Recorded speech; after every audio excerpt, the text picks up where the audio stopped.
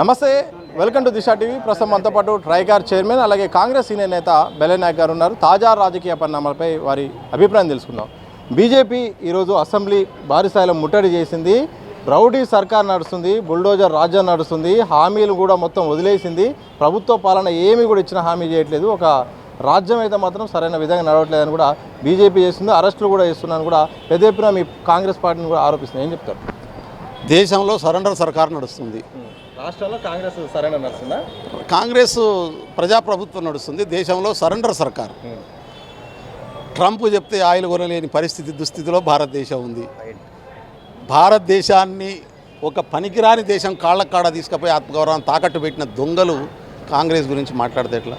ఈ దేశాన్ని నిర్మించింది కాంగ్రెస్, స్వతంత్రాన్ని తెచ్చింది కాంగ్రెస్, భారతదేశం అనేటటువంటి ఒక భారతదేశాన్ని తీసుకొచ్చింది కాంగ్రెస్, నిర్మాణంలో తీసుకొచ్చింది కాంగ్రెస్, రాచరిక పాలన రద్దు చేసింది కాంగ్రెస్, ప్రజల పాలన తీసుకొచ్చింది కాంగ్రెస్, తెలంగాణలో ప్రజాప్రభుత్వాన్ని ఏర్పాటు చేసి ప్రజల కోసం పనిచేస్తుంది కాంగ్రెస్. ఇక వాళ్ళ లెక్క మా హామీలు అమలు చేయమని అడిగే ముందు సంవత్సరానికి 2 కోట్ల ఉద్యోగాలు ఇస్తామన్నారు కదా. ఇవాళనే కదా డిక్లేర్ చేసుకున్నది longest prime minister of India Modi అని చెప్పి. అత్యధిక కాలం పాలించినటువంటి ఏం బీకిండు? అత్యధిక పాలన పాలించి ఏం చేసిండు? భారత సార్వభౌమాధికారాన్ని తీసుకుపోయి తాకట్టు పెట్టిండు. భారతదేశంలో ఉన్న వనరులందరూ 2 కంపెనీలకు అమ్మేస్తున్నాడు. ఇప్పుడు నెక్స్ట్ గాలి నమ్మడం ఎలా? నీళ్ళ నమ్మడం అయిపోయింది, అడవులు నమ్మడం అయిపోయింది, బొగ్గు నమ్మడం అయిపోయింది, అన్ని నమ్మడం అయిపోయింది. గాలి నమ్మడం ఎలా అనే ఎజెండాలో భాగంగా అరావళి పర్వతాలని మధ్య భారతదేశంలో ఉన్నటువంటి అడవుల్ని ధ్వంసం చేసేస్తున్నారు. ఇది పోతే మనమంతా ఆక్సిజన్ మాస్క్ వేసుకొని తిరగాలి, ఇక్కడ పెట్టుకొని కొనుక్కొని వెనక గాలి సిలిండర్లు. ఈ గాలి నమ్మడం అనే అదానీ ప్రాజెక్టులో భాగంగా పనిచేస్తున్నటువంటి బ్రోకర్లు ఇవాళ కాంగ్రెస్ని అడిగితే ఎట్లా? మేము ఇచ్చినటువంటి హామీలు రాష్ట్ర ఆర్థిక వ్యవస్థను దృష్టిలో పెట్టుకొని గతంలో చేసినటువంటి విధ్వంసకారులంతా మీ పక్కనే ఉన్నారు కదా. మీరే కదా వాళ్ళని ఎంకరేజ్ చేసింది, మీరే కదా వాళ్ళని కాపాడుతున్నది, ఈరోజు కూడా మీరే కదా ప్రొటెక్ట్ చేస్తున్నది. వాళ్ళు చేసినటువంటి తప్పుల్ని కాపాడుకుంటూ ముందుకు వస్తున్నటువంటి పక్కన దొంగలు కలిసి ఊర్లు పంచుకున్నట్టు వాళ్ళేం దోపిడీ చేసారు, మీకేం వాటాలు ఇచ్చిండ్రు. కాబట్టి 10 సంవత్సరాలు వాళ్ళ దోపిడీని సహకరించిండ్రు. ఇవాళ కాంగ్రెస్ ప్రజలు తిరస్కరించి ప్రజలకు అధికారం ఇస్తే కాంగ్రెస్ మంచి పాలన చేస్తుంది, తట్టుకోలేక పిచ్చి పిచ్చి మాట్లాడుతాం. అందుకనే మీరు ఇచ్చినటువంటి హామీలు ఏం చేసిరో చెప్పినాక కాంగ్రెస్ని అడగండి. మేము ఇచ్చినటువంటి హామీలకు మేము ప్రజలకు జవాబుదారీగా ఉన్నాం. మేము ఖచ్చితంగా జవాబుదారీగా ఉంటాం. మేము ప్రజాస్వామ్యంలో ఉన్నాం, ప్రజల ఓట్లతోనే గెలిచినాం. రేపు మళ్ళీ ప్రజలు దయదలిస్తేనే గెలుస్తాం. మాకు అహంకారం లేదు. మేము ఖచ్చితంగా అన్ని హామీలు ఆర్థిక వ్యవస్థను బాగు చేసుకుంటూ ఒకటి అన్ని హామీల్ని అమలు చేస్తాం. దిగిపోయే నాటికి ఇచ్చినటువంటి అన్ని హామీల్ని పూర్తి చేస్తాం. బడ్జెట్పై బీఆర్ఎస్ ఏముంటుందంటే ఇది ఒక అంకెల గారడి. ఇచ్చిన హామీలకు కూడా సరిపోని కేటాయింపులు కూడా ఉన్నాయి. అసలు మొత్తం కూడా డొల్లా ఉంది బడ్జెట్ అంటూ కూడా ఇటు బీఆర్ఎస్ అంటే ఏం చెప్తారు? అంటే బీఆర్ఎస్కు గతంలో బడ్జెట్ పేపర్ మీద పెట్టి కేసీఆర్ అనేటటువంటి ఒకే ఒక వ్యక్తి ఆర్థిక వ్యవస్థను అంతా కంట్రోల్ చేసుకొని తనకు ఇష్టం వచ్చినట్టు చేసుకున్నాడు. ఇప్పుడు కూడా గట్టినే ఉన్నదేమో అనుకుంటున్నాడు. ఎందుకంటే ఆయన ఫామ్ హౌస్ దాటి బయటికి రారు, వీళ్ళేం చదవరు, వీళ్ళకేం సగం అర్థమే కాదు, అర్థమయ్యే అవకాశం కూడా లేదు. ఎందుకంటే ఆ తిరిగిలోడు ఇప్పుడు ఆ టీఆర్ఎస్లో ఎవడు ఉన్నట్టు కొడతలేదు. నాకు 1-2 ఉండి వాళ్ళు కూడా రిటైర్డ్ అయిపోయారు. కాబట్టి వాళ్ళు చెప్పేదాని మాటలకు ఏం శాంటిటీ లేదు, వాళ్ళకేం నాలెడ్జ్ లేదు, దాని గురించి మాట్లాడడం లేదు. సీఎం ఢిల్లీ టూర్లపై పదే బీఆర్ఎస్ విమర్శలు చేస్తుంది. నిజంగా ఢిల్లీ వెళ్ళడం తప్ప, లేకపోతే అన్నిసార్లు వెళ్ళడం తప్ప, ఎట్లా చూస్తారు? భారతదేశం భారత రాజ్యాంగం ప్రకారం నడుస్తుంది. భారత రాజ్యాంగంలో ఫెడరల్ వ్యవస్థ ఉంది. కేంద్ర ప్రభుత్వం, రాష్ట్ర ప్రభుత్వాలు. రాష్ట్ర ప్రజలు ఎన్నుకున్నటువంటి ప్రభుత్వం రాష్ట్ర పరిధిలో పనిచేస్తుంది. దేశ ప్రజలు ఎన్నుకున్న ప్రభుత్వం దేశ పరిధిలో పనిచేస్తుంది. ఉమ్మడి అంశాలు ఉంటాయి, రాష్ట్ర పరిధిలో ఉన్న అంశాలు ఉంటాయి, కేంద్ర పరిధిలో ఉన్నటువంటి అంశాలు. ఉమ్మడి ఉన్నటువంటి అంశాల్లో ఉన్నటువంటి సమస్యలు పరిష్కరించుకోవడం కోసం ఆయా రాష్ట్ర ముఖ్యమంత్రులు కేంద్ర ప్రభుత్వం దగ్గరికి పోయి పెండింగ్ ఉన్నటువంటి ప్రాజెక్టులు కావచ్చు, పెండింగ్ ఉన్నటువంటి సమస్యలు పరిష్కరించుకోవడం అనేటటువంటిది ఆ రాష్ట్ర ప్రజలు ఆయనకి ఇచ్చినటువంటి బాధ్యత. ఆ బాధ్యత కోసం ఒకటి కాదు 100 సార్లు పోతాడు, తీసుకొస్తాడు, ప్రాజెక్టులు క్లీన్ చేస్తాడు, ఉమ్మడి అంశాల్లో ఉన్నటువంటి సమస్యలు పరిష్కరించుకుంటాడు, రాష్ట్ర అభివృద్ధి కోసం చేయూతనిచ్చే పరిస్థితిని తెచ్చుకుంటాడు. వీళ్ళు లేక పంచాయతీ పెట్టుకొని దొరలేక పాలించడం కుదరదు కదా ప్రజాస్వామ్యంలో. నేను దొరలం కాదు, మేము ఇది రాజరిక వ్యవస్థ కాదు, రాజ్యాంగబద్ధ వ్యవస్థ. రాజ్యాంగబద్ధ వ్యవస్థలో ఖచ్చితంగా కేంద్రంలో ఏ పార్టీ ప్రభుత్వం ఉన్నా ప్రభుత్వం సమన్వయం చేయడం అనేటటువంటిది ఈ ముఖ్యమంత్రి బాధ్యత, అక్కడ కేంద్రంలో ఉన్నటువంటి ప్రభుత్వం బాధ్యత. అదే పని మా ముఖ్యమంత్రి చేస్తాం. మూసీ ప్రక్షాళన విషయంలో మేము స్వాగతిస్తున్నామని ఇటు బీఆర్ఎస్ అంటుంది, బీజేపీ అంటుంది. కానీ ప్రభుత్వ తీరుపైన ఇక్కడ విమర్శలు వస్తున్నాయి. అలాగే అంటే కూల్చివేతలు, ముందుగా నీరుని శుభ్రం చేయకుండా, ఒక సరైన డిపిఆర్ లేకుండా కూల్చివేతలపైన టార్గెట్ చేస్తుందని కూడా ఇప్పుడు చాలామంది కూడా ఈ వాసులు కూడా అంటారు, ఇండ్లకు సంబంధించిన వాళ్ళు కూడా. ఒక బెల్లయ్య నాయక్ గారు ఒక మానవతావాదిగా ఏం చెప్తారు ఆ నిర్వాసితులు? అంటే రెండవది ప్యానిక్ చేస్తూ ఉన్నారు చాలామంది. మూసీ ప్రక్షాళన చేయాలనే దాంట్లో ఏ రాజకీయ పార్టీకి హైదరాబాద్లో తెలంగాణ ఉన్నటువంటి ఏ వ్యక్తికి వ్యతిరేకత లేదు. ఇది నంబర్ 1 మనం దృష్టిలో పెట్టుకోవాల్సినటువంటి. అయితే మూసీ ప్రక్షాళన జరుగుతున్నటువంటి క్రమంలో వచ్చేటటువంటి ఇబ్బందులు ఏంటి, ఆ ఇబ్బందులను ఎట్లా పరిష్కరించుకోవాలనేటటువంటిది, చట్టబద్ధమైనటువంటి ఇబ్బందులేని మానవతా, మీరు అన్నట్టు మానవతా దృక్పథంతో వచ్చేటటువంటి సమస్యలు ఏంటి, ఆ ప్రాంతంలో ఇప్పటికీ బఫర్ జోన్ మధ్యలో నివసిస్తున్నటువంటి ప్రజలకు ఎటువంటి కాంపెన్సేషన్ ఇవ్వాలి, ఇది ప్రధానమైనటువంటి అంశం. ప్రతిపక్ష పార్టీలు అనేటటువంటివి కన్స్ట్రక్టివ్ సలహాలు సూచనలు ఇచ్చి జరగబోతున్నటువంటి నష్టాన్ని అంచనా వేసి ప్రభుత్వాన్ని తీసుకొచ్చి పరిష్కరించే ప్రయత్నం చేయాలి.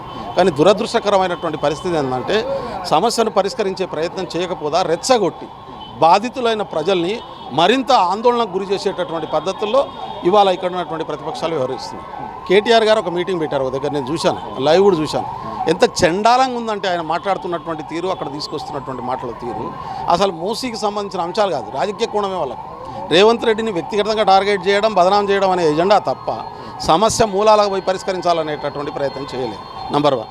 ప్రభుత్వ పరంగా మేమేం చేస్తున్నాం, ప్రతిపక్షాలు ఏం మాట్లాడుతున్నాయి ఇవన్నీ పక్కన పెడదాం. మేమేమనుకుంటున్నాం అంటే మూసీ ప్రక్షాళన అనేటటువంటిది అవసరం. నంబర్ 1. ఆ ప్రక్షాళన చేస్తున్నటువంటి క్రమంలో అక్కడ తెలిసో తెలియక నివసిస్తున్నటువంటి వాళ్లకు 100% కాంపెన్సేషన్ ఇచ్చి ఆల్టర్నేట్ చూయించి వాళ్ళని అక్కడి నుంచి తరలించే ప్రయత్నం చేస్తున్నాం.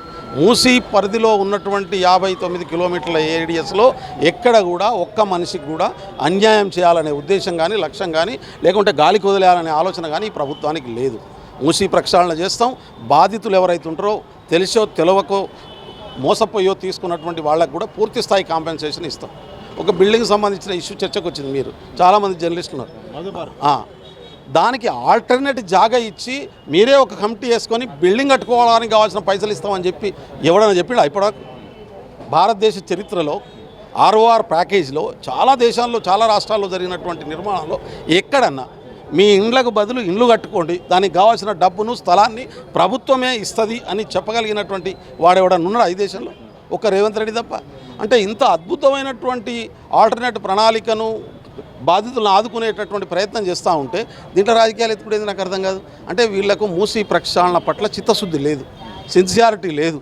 ఇది జరగకుండా ఉంటే బాగుండు కదా అని చెప్పి, ఎద్దు చచ్చిపోతే నేను తిందామని చెప్పి కాకులైతే ఎట్లయితే గద్దలు లెక్క కాకులు గద్దలు అయితే చూస్తారో అట్లా చూస్తున్నట్టుగా ఉంది తప్ప హైదరాబాద్ ప్రజల సమస్య కానీ, ఇది నాట్ ఓన్లీ హైదరాబాద్, మొత్తం తెలంగాణ ఉన్నటువంటి ప్రజలకు అండగా నిలబడనే ఆలోచన కానీ ప్రతిపక్షాలకు లేదు అనేటి దీన్ని బట్టి అర్థమవుతుంది. మూసీ ప్రక్షాళనలో ఎవరికి నష్టం జరగదు, ఎవరికి నష్టపోతున్నటువంటి వాళ్ళకు 100% కాంపెన్సేషన్ ప్రభుత్వం ఇస్తుంది. కరెక్టే చెప్తున్నా, కానీ ఇక్కడ అమలు చేసే విధానంలో ప్యానిక్ క్రియేట్ చేసేది ప్రభుత్వం అనేది కూడా పెద్ద ఎత్తున ఆరోపణ. అంటే అధికారులతో లేకపోతే రాజకీయ నాయకులు అవగాహన లోపం, లేకపోతే తొందరపాటుగా చేయాలనే ఉద్దేశం, కానీ సరైన విధంగా చేయకపోవడం ఇక్కడ సమస్యకు కారణమవుతుందని. అట్లాంటివి ఏమన్నా ఉంటే అవి దృష్టికి తీసుకొస్తే సరి చేయొచ్చు. అవి సరి చేయలేని అంశాలు ఏం కావు. ఎక్కడన్నా అధికారులు అత్యుత్సాహంతోనో తెలిసో తెలియకో ఎవరన్నా నోటీస్ ముందే ఇవ్వడమో, లేకుంటే సరైన ఇన్ఫర్మేషన్ ఇవ్వకపోవడమో జరిగితే ఇక్కడ మాకు ఇది జరగకపోవడం వల్ల మాకు ఈ భయం వస్తుంది అని ప్రతిపక్ష పార్టీ, నేను అదే అంటున్నాను, కన్స్ట్రక్టివ్ డిస్కషన్ జరిగి కన్స్ట్రక్టివ్ సూచనలు ఇచ్చి సమస్యను పరిష్కరించే పద్ధతి అది. దానికి సిద్ధంగా లేరు, రెచ్చగొట్టే పని చేస్తున్నారు. వాడికి బాధ ఉంటే దాంట్లో పోయి కారం వేసే పని చేస్తున్నారు. వాడిని తీసుకొని వచ్చి అధికారి దగ్గర ముంగడ కూర్చోబెట్టి నువ్వు ఇది చెప్పినావు, దీని ప్రకారం మరి ఇది ఇవ్వాలి కదా, ఎందుకు ఇస్తున్నావా లేదా అని అడిగినోడు ఒక్కడని ఉన్నాడా? ఒక్క ప్రతిపక్ష నాయకుడు అన్న ఈ రాష్ట్రంలో ఒక్కరిని చూపించి నాకు. బీజేపీ చేసిందా, టీఆర్ఎస్ చేసిందా, పోనీ ఒక్క ఎమ్మెల్యే చేసిందా? బీజేపీ బీఆర్ఎస్లో ఉన్నటువంటి వాళ్ళు, కాంగ్రెస్ పార్టీలో ఉన్నటువంటి వాళ్ళమే వాళ్ళ అండగా నిలబడి వాళ్ళ డౌట్లను క్లారిఫై చేస్తున్నటువంటి పరిస్థితి ఉంది. ఇది అందరం కలిసి చేయాల్సినటువంటి పని కదా. కాబట్టి నేను వీలైతే రాయెత్తగానే నేను మంచి పని చేయను అనేటటువంటి దుర్మార్గమైన ఆలోచన ఎవరికి కనుకుంటుందా? డిస్ట్రక్టర్కి తప్ప, విధ్వంసకారుడికి తప్ప ప్రజల ప్రయోజనాల గురించి ఆలోచించడానికి ఎట్లా ఉండదు. బెదిరే శ్రీరామ్ గారు నిన్న ఒక సమావేశం కూడా ఏర్పాటు చేశారు. ప్రధానంగా అసలు ఒక డిపిఆర్ చక్కగా లేదు, ఒక శాస్త్రీయత లేదు, ఒక పద్ధతి లేదు, ఒక ప్లాన్ లేదు. వీళ్ళదంతా ఎంతసేపు ఇళ్ల మీదనే ఉంది తప్ప ఎంతో తొందర చేయాలని తప్ప ఒక సరైన సిస్టమేటిక్గా వెళ్ళట్లేదు ప్రభుత్వం అని చెప్తున్నారు. బెదిరే శ్రీరామ్ దగ్గర ఏమైనా ఆల్టర్నేట్ మోడల్ ఉంటే తీసుకొని రమ్మని చెప్పు, గాలి మాటలు మాట్లాడొద్దని చెప్పు.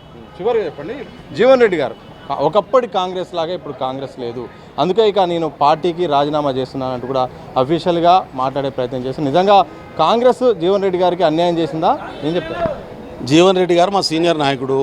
మా పార్టీ ఆయనకు ప్రతిసారి ఎమ్మెల్యే అవకాశం ఇచ్చింది, ఎంపీ అవకాశం ఇచ్చింది. మా పార్టీకి 42 ఏళ్ళ నుంచి సర్వీస్ చేస్తున్నాడు. ఆయన కాంగ్రెస్ పార్టీతో ఉన్నాడు. ఆయన కొన్ని అసంతృప్తి, ఆయనకు కొన్ని డిఫరెంట్ ఒపీనియన్స్ ఉన్నటువంటి మాట వాస్తవం. ఆయన ఓపెన్గా చెప్తాడు. పార్టీ అధిష్టానం మాట్లాడి దాన్ని క్లోజ్ చేస్తారు. అట్లేం లేదు. రేపు 25వ తారీఖు సమావేశం పెట్టుకుంటాడు, ఆ లోపే మాట్లాడతారు. కాంగ్రెస్ పార్టీ పెద్ద పార్టీ, ఆయన కాంగ్రెస్ ఐడియాలజీతో ఉన్నటువంటి వ్యక్తి కాబట్టి కాంగ్రెస్ వదిలిపెట్టి ఎటో పోతాడని నేనైతే అనుకోవట్లేదు. Thank you. ఇది మొత్తంగా కాంగ్రెస్ సీనియర్ నేత బెల్లయ్య నాయక్ గారు అయితే మాత్రం తెలంగాణ తాజా రాజకీయ పరిణామాలపై అలాగే బీజేపీ విధానాలపై బీఆర్ఎస్ చేస్తున్న ఆరోపణలు కూడా తిప్పికొట్టే ప్రయత్నం చేశారు. కెమెరా పర్సన్ మధుసూదన్తో సతీష్ దిశ టీవీ హైదరాబాద్.